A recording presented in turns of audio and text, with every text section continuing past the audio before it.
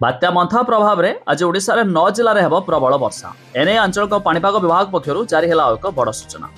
आपण जानिथिबे प्रतिवर्ष अक्टोबर मासरे ओडिशा को रही है बात्यार प्रभाव। ठीक सेमिति एथर आसी बात्या जार नाम रही बात्या मंथा। आसंतु जानिबा आज केउ जिला मानकरे हेब वर्षा। ता पूर्व वीडियो को लाइक करंतु, सब्सक्राइब करनथिले एबे सब्सक्राइब करी पाखर थिबा बेल आइकन को दबाନ୍ତୁ।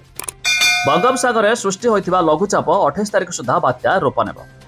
आंध्र प्रदेश काकिनाडा और यानम दे स्थल भाग में प्रवेश करने पर सीधा मालकानगिरी मुहां हेब बात्या मंथा।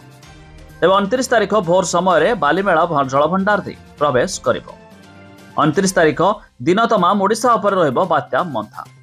तेज यह समय पश्चिम ओडिशा और किसी उपकूलवर्ती जिले में भी प्रबल बर्षिब बोली आकलन करिछि पाणीपाग विभाग। एने आज 9 जिला को येलो वार्निंग जारी करा जायछि।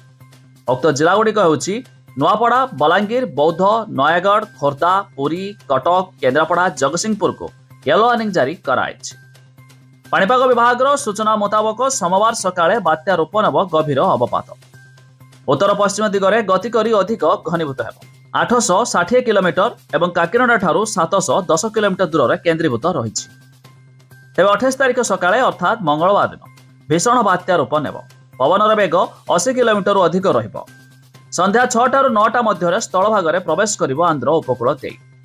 एथिपाई राज्य अग्निशम विभाग पक्षर मोट 40 टीम प्रस्तुत कराई। तेज जदि आपणकर मध्य समस्त जिला मध्य आसुथिबो निश्चित सतर्कता अवलंबन करंतु, जहाँकि पाणीपाग विभाग एने सूचना जारी करिछि। ता छड़ा आपण माने केउ जिल्लारू वीडियो देखुचंती ता निहाती कमेंट करी जणाबे।